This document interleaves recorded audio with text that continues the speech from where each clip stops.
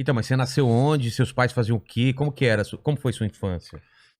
Cara, minha infância foi uma infância dolorosa. Fui garoto de rua, né? Ah, é? Eu tive 3 fases na minha vida, né? A fase antes dos Estados Unidos, Tá. eu tive a minha fase nos Estados Unidos e a minha fase depois dos Estados Unidos, né? Então, a minha primeira fase foi muito difícil, porque sempre fui de família muito pobre, né? Meu pai teve muita dificuldade de pagar meus estudos, até que minha mãe decidiu morar nos Estados Unidos, ele se separou dela e teve que me criar sozinho. Mas você morava onde antes dos Estados Unidos? No Rio. No Rio mesmo? No Rio, E aí, muito aperto, muita dificuldade. Foi nessa época que eu conheci o Edir Macedo, Engraçado Sapato, do R.R. Soares. Você conheceu... Eu tive uma fase com o Edir Macedo... Sério? Pelo menos de 6 meses convivendo ali, debaixo do viaduto do Meia, aquela correria. E eu, Mas como você conheceu de ele passar por lá? Não, porque assim, eu ficava muito na minha tia, né? Tá. Uma tia lá no Engenho de Dentro. E ela morava num quarto com 6, 7 pessoas, né? Tinha muitos filhos. Então, entre ficar na casa dela e às vezes ficar na rua, eu preferia ficar na rua, que eu me envolvia lá com os meninos e tal. Sempre ganhava um dinheiro, sempre fui um cara articulador. Sei. Né? Então, cara, eu conseguia fazer dinheiro muito rápido. Com esse meu jeito, Vendendo coisa? Como? Eu comecei no Meia, na verdade, quando eu perguntei pro cara se eu podia lavar o carro. Tinha uma estação de táxi, se ele não queria que eu lavasse o carro. E ali tinha uma água-cera, então eu pegava água no balde. Cara, eu comprei um balde, aquele balde com uma esponja, e com aquele balde, com aquele rodo de menorzinho, sei. Eu conseguia ganhar dinheiro com aquilo. Caramba. E aí surgiu lá naquele coreto do Meia, o Edir começou a pregar os seus cultos, né, no início da sua carreira. E aí eu comecei a criar uma amizade com ele, com os bispos e tal. E aí isso foi brotando de forma muito natural. E aí ele vinha com aquele carro velho dele, eu pedia, seu Di, tu quer que eu te ajude? Aí pegava as caixas de som. Você lavava o carro dele? Aí nisso ele me dava um troco. Eu sempre soube ganhar dinheiro, cara. Eu sempre fui um cara que sempre me virei nos 30. Nunca tive dificuldade, né? O que deixa a gente na dificuldade é uma pandemia como essa. Aí não tem o que fazer, né? A gente só sabe dançar, cantar, fazer show. Então, se não for isso, fica difícil. Tá fora do seu controle, né? Fora do controle. Mas fora isso, cara. E mesmo na pandemia, cara, acredite se quiser, né, não vou dizer que, eu consegui ganhar dinheiro, mas eu tentei me virar, pelo menos pra manter minha estrutura, meus filhos, pelo menos pra não perder a coordenação do que a gente vive, do que a gente propõe pra família, etc. A área dos artistas foi muito afetada. Difícil, né? A gente foi o primeiro a parar e vai ser o último a voltar. A gente trabalha com aglomeração, né? É a coisa mais... Mas aí você tava lá, então, aí sua mãe decidiu para os Estados Unidos? Como que aí foi? Minha mãe decidiu ir para os Estados Unidos, casou com um gringo. Aqui, ela conheceu aqui ele? Conheceu ele aqui, no Rio. Tá. E aí foi embora, meu pai ficou muito mal, ficou muito arrasado. E eu tive uma discussão muito séria com meu pai nessa época, que ele me expulsou de casa com toda a razão, né? Eu dou razão hoje, avaliando num outro ângulo, de forma... Tipo, pai, né? A gente, hoje você tem outra perspectiva. A perspectiva minha é que hoje meu pai queria o melhor pra mim. Ele não tinha bola de cristal pra saber o que poderia ser do seu filho no futuro. Mas ele queria que eu estudasse, queria que eu fosse militar, que eu tivesse estudo. Eu estudei até a 4ª série. Tive pouco estudo, né? Então eu queria uma vida artística, uma vida que eu sonhava pra mim. Eu sempre... fui um cara muito exibido, sempre gostava de dançar, de coreografar. Eu fazia aquelas danças de break, de rua. É mesmo? Sempre gostei. Depois virei pichador, pichava muro dos outros. Pichei o muro da Candelária, o sino da Candelária, era coisa de maluco. Era o macaco mesmo. Se pendurava Me pendurava lá. nas torres, nos edifícios pra pichar, pra ficar famoso. Porque a minha intenção com piche, o que era? Sustentar meu ego. De ser um cara famosinho do bairro. O cara saber que era você que fez. Pra menina ver que era eu que eu tinha pichado. Eu lembro que uma vez o jornal... do almoço mostrou a ousadia dos pichadores e os caras deram um close no meu piche, né? E da onde? Do sino da Candelária. Os caras, ai, cara, bicho, você é louco, meu. E eu fiquei famoso, eu chegava na outra e falei, meu, tu é louco, como é que tu conseguiu? Eu falei, cara, dei meu jeito. O que você pichava? Você pichava seu nome? O que era? Eu pichava uma ilha. Eu pichava uma ilha do Havaí, chamada Waikiki. Ah, tá. Que era o seu... Era um perfil que eu tinha de pichador. Depois eu criei outros, mas, enfim, esse é o mais assim, famoso na época e tal. E, cara, eu desenrolava, E aí teu pai... saía com gangue, com várias latas de Color Jet nas costas e... Eu brincava com isso, saiu uma gangue junto. E eu era o mais ousado, né, cara? Eu era o cara que meio que abria a frente pros outros pichadores, tá ligado? Eu ficava meio que... eu sabia da importância de ter uma notoriedade de um piche na parede. É coisa ridícula. Hoje eu vejo isso. Eu falei, meu, como eu era idiota, Caramba. como eu era babaca, como eu era maluco. Existe isso meio de grupos, Tinha, cada um isso aí, tentando grupo. chegar no lugar mais... Era gangues de pichadores, né? E aí, cara, o pior não é isso. Eu fui para os Estados Unidos, né? Depois de... Minha mãe tava lá há 2 anos, ela conseguiu juntar uma grana. Aí eu fui para lá para quantos anos? Cara, eu era... Quando eu fui para lá, uns 13 para 14 anos. Ah, novinha, pô. Aí minha mãe, ela conseguiu juntar uma grana. Vamos para passear para tu conhecer. Aí eu lembro que os pastores, na época, na rua lá, e falaram, não, vai, tenho certeza que vai ser bom para você. Mas sempre fico com muito medo, né? Que aquela coisa de, não vou falar inglês, a pessoa quer pedir alguma comida, não, de repente fico doente, vou pro hospital, não sei falar inglês. Que sempre existia essa pilha das pessoas com relação a morar nos Estados Unidos. Como eu não tinha o Green Card nem o Social Security, que é as documentações necessárias para residir na América ou para trabalhar, eu fui a passeio.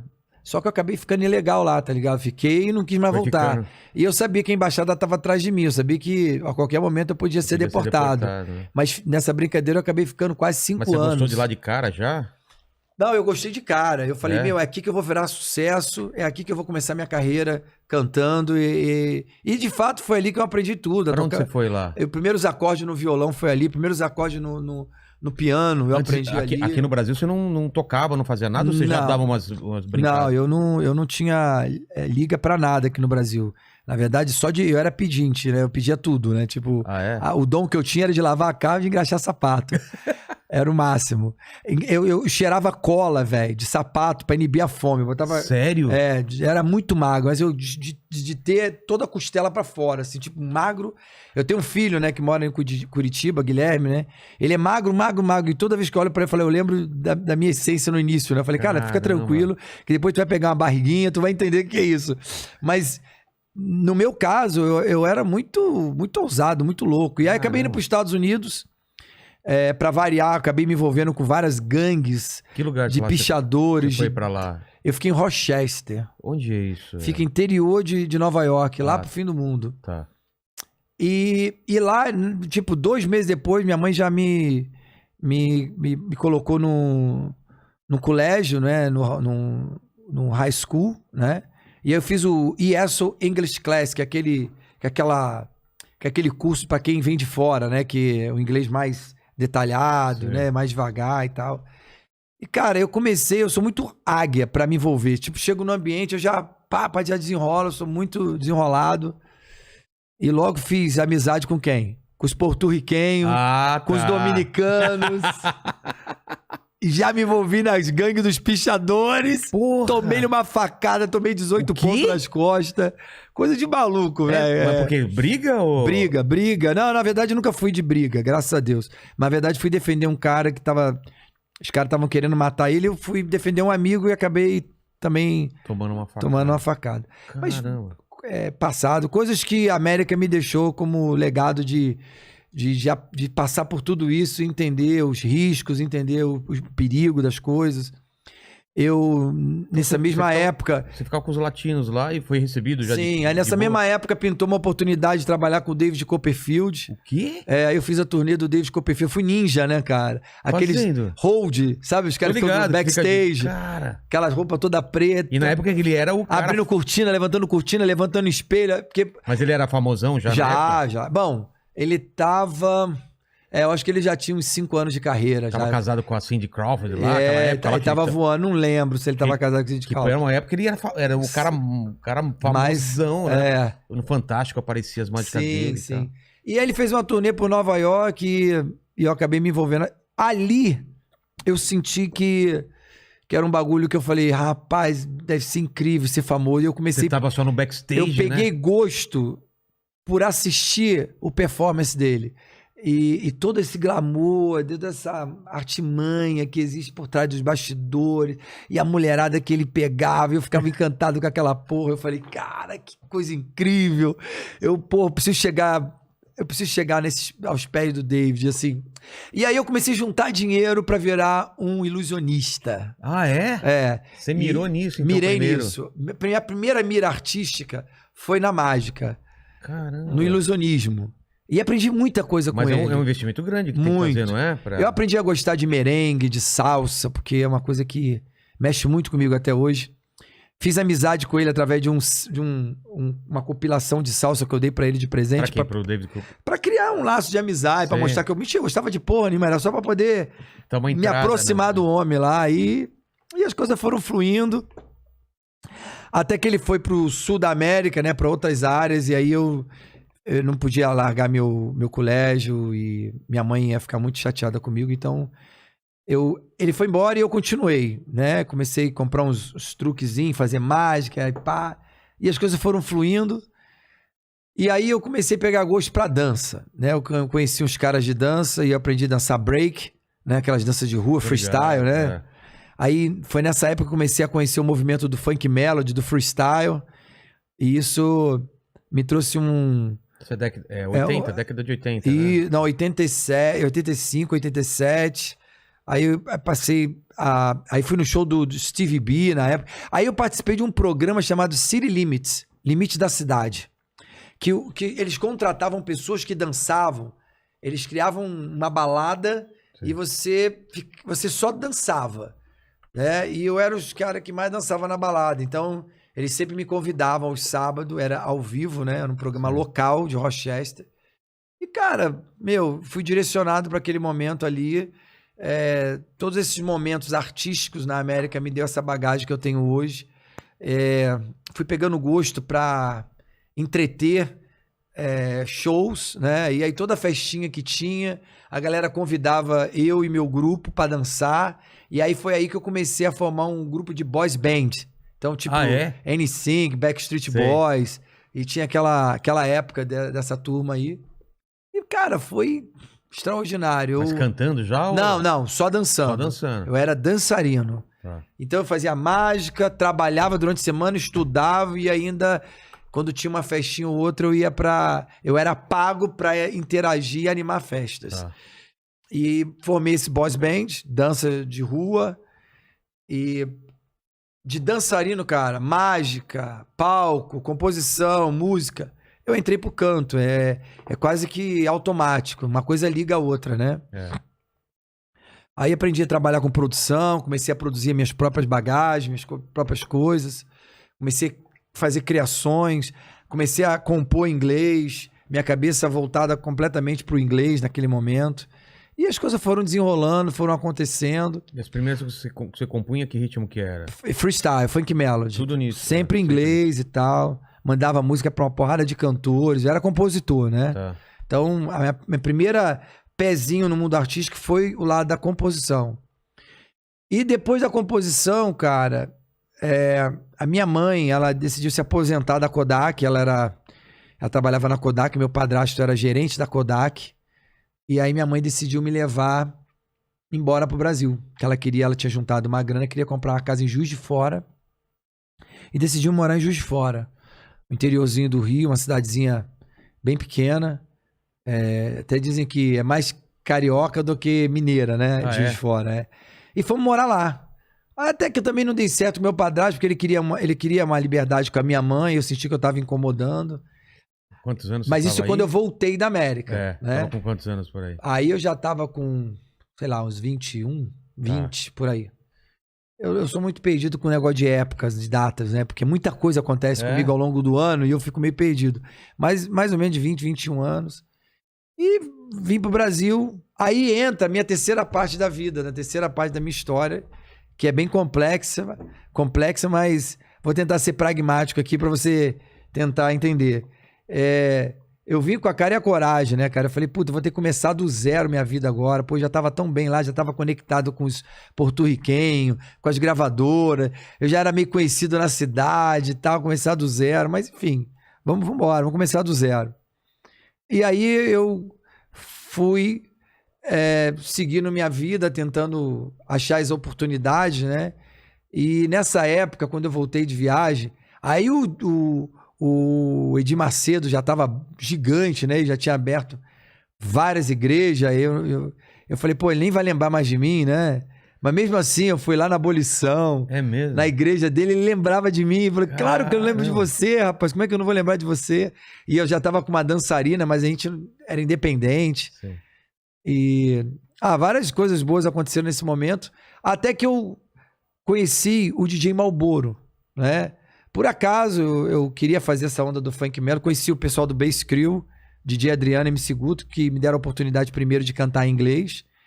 E aí eu comecei a desenrolar música em inglês, e a gente começou a fazer funk melody em inglês, e as pessoas achando que eram músicas internacionais. Na verdade, eram músicas nacionais, made in Brasil. Ah, é? O Fábio Júnior também começou assim nessa época, né? Não sabia. Então você fazia música em inglês e a galera achando que era... Funk em inglês. E aí, velho, que foi o legal disso tudo. O Malboro, ele... Não é que ele não acreditava em mim. Era mais um lá na fila do pão, né? Claro. Eu era mais um lá na fila do pão. E para não perder as oportunidades, eu já cheguei nele dizendo quanto custa para fazer um tape, para fazer uma música. Sim. E o Malboro ele tava tão em alta que ele falou, não, eu não vou parar para fazer uma música, mas quanto é? Eu vou pagar e tal. E Pra produzir? Pra produzir. Pô, era caro pra caramba. Eu não sei... mensurar quanto seria hoje, mas talvez uns 10, 15 mil reais para um cara que, pô, tá com a mão na frente e outra atrás, é difícil. Eu sei que eu tinha aprendido nos Estados Unidos a fazer um sanduíche, cara, apimentado. É um sanduíche que eu aprendi a fazer num restaurante que eu trabalhei lá. E eu falei, vou fazer esse sanduíche e vou vender na praia. A tia Marlene, na época, me incentivou. Minha mãe me deu uma grana e eu peguei e fui pro mercado e comprei tudo aquilo que tinha que fazer e vamos à luta. E startei um bagulho muito louco, que é vender sanduíche na praia. E fui vendendo sanduíche, fui vendendo, até tentar juntar o dinheiro necessário para fazer esse tape com o Malboro. Até que eu fui lá no Malboro, ele me recebeu depois de milhões de tentativas, né? De dormir lá com fome, eu passei um perrengue ferrado lá com ele, até ele me atender e realmente ouvir as músicas que eu tinha, né? Aí ele aceitou fazer, aí fiz o Woman, a primeira música, que ele chegou pra mim e falou, cara, por que tu não transforma essa música em português, que eu acho que vai dar mais certo? Ah, é? Aí eu transformei essa música em Baby Me Leva. Ah, é? E aí... Mas ainda você contratando ele? Sim, pagando. Tá. Eu fiz o Baby Me Leva. Ele achou aquela música maravilhosa e falou, cara, vou fazer uma compilação de um disco, que era da Spotlight, inclusive, que era a gravadora do Cristóvão, que hoje é meu gestor, coincidência. E ele tava lançando essa compilação na época do Funk Brasil. Tá. Cara, mas ele botou minha música, velho, na última faixa do LP, tipo... Puta, é LP mesmo? A última música ninguém quase escuta, né? Você fica escondida lá. E, cara, eu vi que ele não ia ser mais uma música na fila do pão, então eu falei, cara, eu preciso arquitetar algum plano de marketing para que a minha música ela não seja mais uma perdida lá no meio de milhões, né? Porque o que mais tinha lá era funkeiro querendo uma oportunidade. Claro. E eu falei, cara, o que eu posso fazer para chamar a atenção do Malboro? E o que eu poderia fazer como marketing paralelo, né? Para que esse marketing paralelo venha somar com que ele pudesse me ajudar, sei lá, de alguma forma. Eu decidi, na praia, a fazer amizade. Eu tinha na minha cabeça uma concepção de que se eu entrasse para Sony Music, para Columbia, eu ia fazer sucesso, porque o Michael Jackson começou na Columbia, eu era muito fã do Michael Jackson. E eu falei, cara, eu preciso estar nessa gravadora. Como é que eu faço para chegar nessa gravadora? Eu preciso de alguém que pudesse abrir essa frente, abrir esse caminho para mim, né? Aí eu conheci um cara que depois veio ser meu padrinho da minha filha Suzana, o Dalmo Belotti, que ele me apresentou aonde os executivos, o presidente, o diretor de marketing e o o diretor artístico, eles almoçavam num restaurante de comida a quilo. Meu, coisa mais louca do mundo. É muita coincidência, minha vida é cheia de coincidência. Eu não acredito em coincidência, eu acredito que Deus, ele une as coisas, as frentes que tem que acontecer quando você tem um propósito na vida. Eu acho quando que é você isso. canaliza um propósito, Parece que as coisas o se alinham, universo se alinha pra te ajudar. Mas pra isso você tem que estar muito focado, você tem que estar... Você não nem perceberia esse alinhamento. Você tem que ter a famosa percepção, né? Quando você tem uma percepção, o mundo espiritual, ele te guia. É muito louco. Eu acho que a mente da gente ela é capaz de fazer isso. Ela é poderosa. E poderosa. E eu trabalho muito a força da mente para tudo na minha vida. Tudo. Tudo que eu quero, eu coloco na mão de Deus e as coisas fluem, sabe? Também, se não fluir, eu dou glória a Deus também, porque não era para ser. Porque você tem que aprender a entender, quando não é para ser, não era para ser. Às vezes você fica dá glória a Deus para tudo. Parada, dá glória a Deus para tudo. Eu acho que isso que é o grande objetivo da graças, vida, né? e vambora.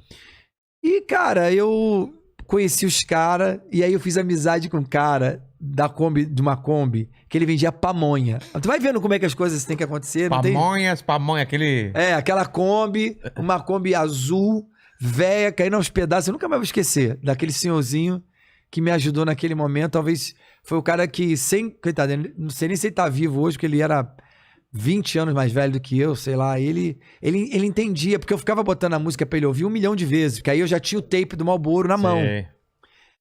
E aí eu falei, cara, eu queria um favor seu. Pô, eu queria que tu parasse a Kombi em frente ao restaurante dos diretores da Sony, para eles ouvirem minha música. Mas e aí? Falei, não, só para lá 10 minutinhos, toca 3 vezes a música e sai fora. Ele ficou fazendo isso pra mim durante 3 fucking meses. Caralho. Ele ficou 3 meses fazendo aquilo simplesmente pra me alegrar. Pra te ajudar, pra me ajudar. Olha como esse cara foi importante na minha vida. Cara. E aí a música, ela foi, de forma muito natural, manipulando a mente daqueles diretores, sem eles perceberem e darem conta que eles estavam sendo manipulados. Vai vendo. É muito louco isso, né? Cara, é muito, muito doido isso. A gente, nesse momento, eu ficava pensando, como é que eu vou chegar nos caras? Bom, a música já tá na cabeça deles durante 3 meses, né? Mas eu tinha uma arma muito forte, que era o meu sanduíche. Eu fui na Sony, na recepção da Sony, eu fiz amizade com 3 meninas que trabalhavam na recepção da gravadora. E eu tinha uma fitazinha cassete, uma fita DAT. Sim. Aquela menorzinha. Sim. Todas as vezes que eles entravam no elevador, lembra que antigamente tocava aquele som no elevador? Sim, música até. Hoje eu não sei nem se rola isso, porque eu nunca mais vi. Não tem mais, mas hoje eu acho que tem uma tela fazendo propaganda de alguma coisa. Exatamente. Mas na época tinha música de ambiência, né? O tal da música do elevador, né? Isso, a música do elevador. Eles ouviam a música nos seus almoços, né? E eles ouviam de novo quando eles iam embora no elevador. E eu fiquei fazendo esse ritual, cara. Eu vendia meu sanduíche e fazia esse ritual durante 3 ou 4 meses, muito tempo, até eu achar de que forma eu poderia encontrar de poder chegar nos caras. Sim. Até que me bateu uma ideia. Eu falei, já sei o que eu vou fazer. Vou mentir pro Marlboro. Vou dizer pro Marlboro que os caras estão apaixonados pelo meu som, que minha música chegou lá na gravadora e que os caras estavam querendo me contratar, que ele tinha que fazer contato com o Miguel Propes, que era o diretor artístico na época, porque eu tenho certeza que se o Miguel ouvisse minha música, ele ia se apaixonar e ele ia gostar. Aí o Marlboro foi lá na Sony. Eu achei que ele tinha ido pra mostrar minha música. Na verdade, foi pra mostrar o Funk Brasil, que era o projeto dele que ele tinha de história, de carreira. Mas eu não sei o que aconteceu de fato, que ele não só apresentou o projeto do Funk Brasil, mas ele falou assim, olha, eu tenho um carinha que é meio americanizado, que mistura o português com o inglês, um cara que ele dança igual o Michael Jackson, ele faz uns movimentos muito loucos. Pô, ele tem uma música que ele transformou em português. Ele disse que vocês aqui, algum de vocês já ouviram. Eu queria fazer questão de mostrar, Miguel, se você não se incomodar. Não, mostra aí. Aí nisso que ele mostrou a música, o Miguel olhou e falou assim, porra, meu, ele tem um sotaque meio engraçado pro português, né? Sim. Porra, meu, conheço essa porra de algum lugar. Aí chamou o Calainho, Caralho, então que, deu certo que era o nosso mesmo, diretor de parada. marketing, chamou o Roberto Augusto, que era o presidente da companhia na época, e os produtores artísticos. Porra, essa porra tá estourada, eu ouço essa porra todo dia, mas eu não sei onde é que eu ouço essa música. Já tava no subconsciente dele. Cara, já tinha entrado. Já tinha entrado, mas ele não sabia onde ele Caralho, ouvia você aquela fez um música. negócio subliminar. Subliminar, é o Cara. marketing reverso, né, que a gente chama hoje, né? De forma muito desprovida, de forma muito natural. Ele, meu, me interessa esse menino, me interessa, essa música é um chiclete, ela não sai da minha cabeça. Oh, baby, me leva e fala, porra, quem é esse cara, quem é esse cara? Aí o Malboro, muito inteligente, eu acho que eu faria a mesma coisa que ele, voltou em mim, falou, vem cá que eu quero conversar contigo. Quando eu cheguei lá, ele falou assim, ó, tem uma parada boa aí, eu acho que eu vou conseguir colocar, eu já tava contratado na Sony, eu não sabia. Eu acho que eu vou conseguir um negócio muito legal lá na Sony pra você. Aí eu falei, sério? Falei, sério? Eu acho que eu vou conseguir, mas pra isso acontecer, eu preciso que você assine um contrato artístico comigo, eu tenho que ser teu empresário. Aí eu, mas como assim? E se você não fechar, eu vou ficar assinado contigo? Aí é um risco que você vai ter que correr.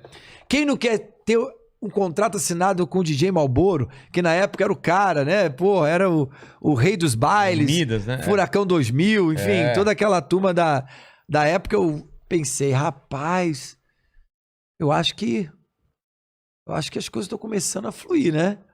E eu, sem pensar duas vezes, me dá o contrato, quantos anos? Você quer que eu assine a vida inteira pra você? Ele falou, não, meu contrato, é porque na lei, quando você vai, não sei se hoje é a mesma coisa, mas você só assinava 4 anos com renovação automática, artístico, né? E assinei. Aí quando eu assinei, fomos lá no cartório, registrei, ele olhou pra minha cara e falou assim, aperta minha mão. Eu falei, o que foi? O que foi? Ele, você já é um artista Sony Music. Mas como assim? Tu nem falou com os caras? Esperei você assinar, né, meu filho? Porque você precisa de um empresário. Não adianta você fazer sucesso e não ter alguém pra gerir tua carreira.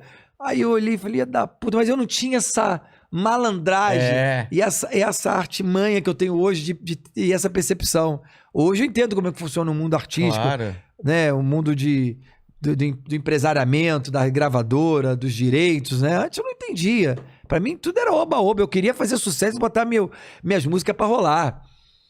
E aí, cara, ele foi lá na Sony e conseguiu pra mim. Eu nem tinha carro, cara, nem um Fusca. Eu dava calote em ônibus, cara. Só pra você ter uma ideia, pra vender meus sanduíches. Ele conseguiu um Mitsubishi Eclipse. Lembra do Eclipse? Porra, claro. Ele falou assim, ó, isso aqui a Sony mandou de presente pra você. Eu consegui tirar dele. Quer dizer, mostrou que era um puto empresário de cara. Só que eu não sabia que ele tinha tirado mais de $400 mil da Sony pra produzir o meu tape. Caralho. Né? Logo de cara, assim. Mérito dele. Pô, ele tava no auge, mérito dele. Nem sei se foi 400, mas foi uma puta grana que ele ganhou. Porrada.